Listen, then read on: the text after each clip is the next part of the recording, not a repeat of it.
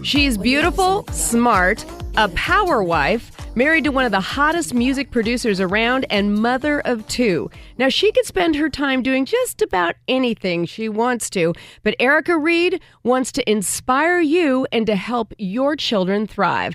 Please welcome Erica Reid to the Moll House. Erica. Hi, Moll. Hi, everyone. Thank you. How are you? I'm great. How are you? I'm so happy to have you on because, number one, I think so highly of you and your whole crusade that you've got, because it is true. Your intro is very true. I mean, you could be doing a million things out there that people would just, think that would be their dream to do on a daily basis. And yet you have taken the time to write this amazing book and to take this journey to really help people change the lives of their children. I think our children are absolutely our future, and we have to invest in them, the boys and the girls. And if we don't do it today, we are all going to literally suffer tomorrow.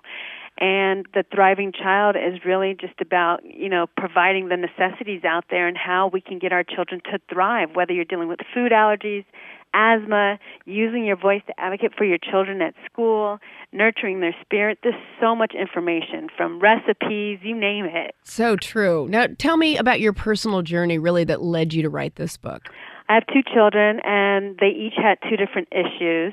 It first led with my daughter, and I really honestly felt hopeless and helpless and just, running back and forth to doctors and only paying so much money. I was not getting to the root of the problem with her issue. And then again, my son's born, and he has his more challenging issues, and again, not getting to the root of his issues. And over again, spending a year in a different doctor's office, literally almost every day, I was exhausted. I didn't know where else to go. And so I decided to pay more attention to my children and look in the home. What is it in the home that I could be doing wrong that could be detrimental to my children's health, whether it's the environment or the food that I'm feeding them? And I started to tackle those issues in simple ways without making a large investment to do that. And it was so simple as, dust mites. I never even thought about dust mites on the pillowcases or on the sheets. How do we find dust mites? Because, I see this on the news all the time, and I get totally just like, they always say hotels beware and all of that sort of thing. But how do we know we have dust mites? Dust mites are everywhere. If you wake up sniffling, if you wake up snorting, that's because you most likely have dust mites on your bedding, whether it's your pillows or your mattresses. Even if you change your sheets like every week and change your sheets, wash them once a week for sure at least, and encase those pillowcases, encase your mattress in a dust mite cover. How often should we change our mattress? So it really is just a personal preference, and it depends on your health and your weight and where you are in life with the growing. Sure. But definitely, for sure, I would say within every 5 years.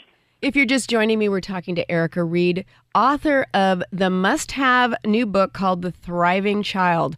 Now, Erica, I know there's so many things that can make you sick. I've had so many allergies all my life. Depending on what city I'm in, the doctors always tell me that's because I never get acclimated to one climate because I'm always in the air, But there's allergies that are mold and pollen and whatnot.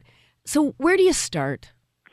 You have to start at home. You have to start with yourself. You have to make yourself aware.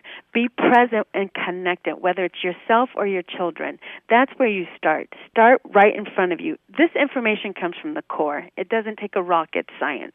It's really making ourselves more knowledgeable and more aware and doing some tune finding and just making simple little changes. Pay attention to what's in your home. If you see mold growing on the walls, that's a sign.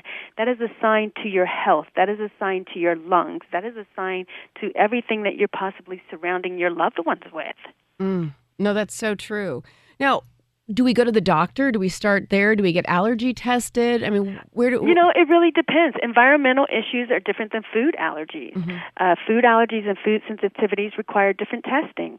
Food sensitivities, food allergies, I suggest blood testing over skin test. There's nothing better than your own blood, your own DNA. So a blood test is going to tell you more about food sensitivity and food allergies. When it comes to things in the environment, you have to see an environmentalist specialist. An environmentalist, they deal with something a little bit different than the food and the food sensitivity. So there's two different types of allergens out there when it comes to the environmentalist allergist and your food allergist. I would say go make an appointment. If you feel like you walk into a room and you can't breathe, that's environmental. If you eat something and your mouth is itching or your stomach starts to ache or literally you have pain in your knee, and I know that sounds odd, but things like sugar could cause pain in your knee, then you need to go see a food allergist. Well, everything is connected, you know. Yeah, our whole body's connected, you know. The hip bone is connected to the neck bone and so on and so forth. It's all connected.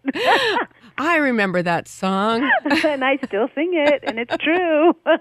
Well, now, Erica, I mean, you travel all the time, and I know you're a world traveler. I know you've taken your children all over the world. So how do you deal with that when you end up, like in Turkey, for instance, or you end up in Italy? How do you handle the food allergies at that point? Life does not stop. You cannot let any challenge prevent you from living. You have to learn how to live with whatever you're faced with. And for our family, believe it or not, I am the one on the plane that is so prepared. I have snacks in the bag, underneath the seat in front as well as in the overhead, and I also check food because you don't know if the food that you're checking, it may get lost. It may not reach it to its destination. I tell the hotel where we're going.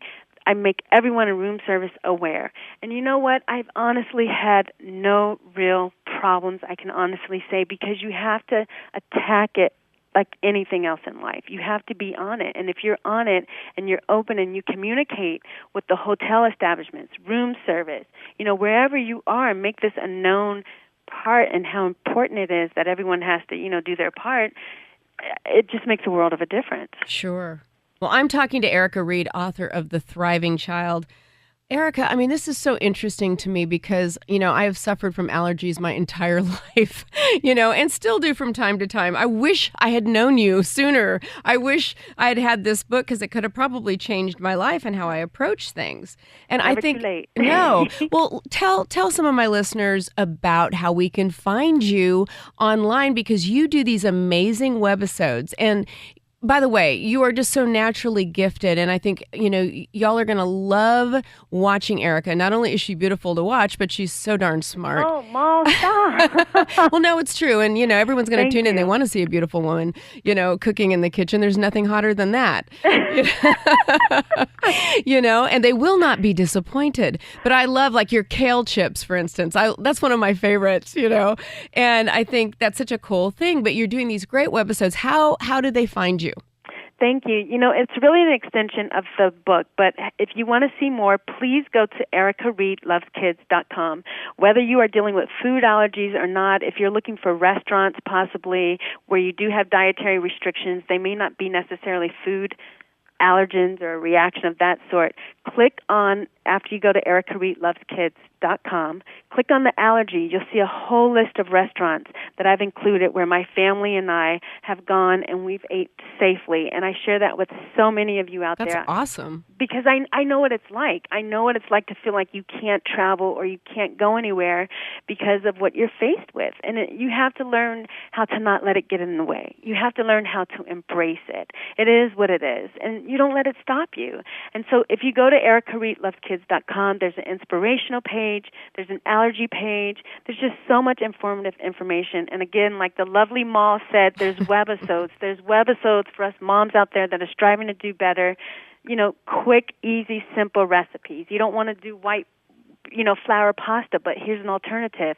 Guess what? Brown rice pasta. You want to make kale for your children, but you don't know how to do it. You can start with kale chips. Okay, Erica, I know there's some people out there saying, but how do I get my kid to eat, you know, the other kind of pasta? And how do I get them to eat the kale chips? I mean, how do we do this without, you know, making our kids neurotic and, you know, and going through this whole thing? I mean, how is your approach? Do you just make it fun? How did you handle it with your kids? You absolutely make it fun. Yeah.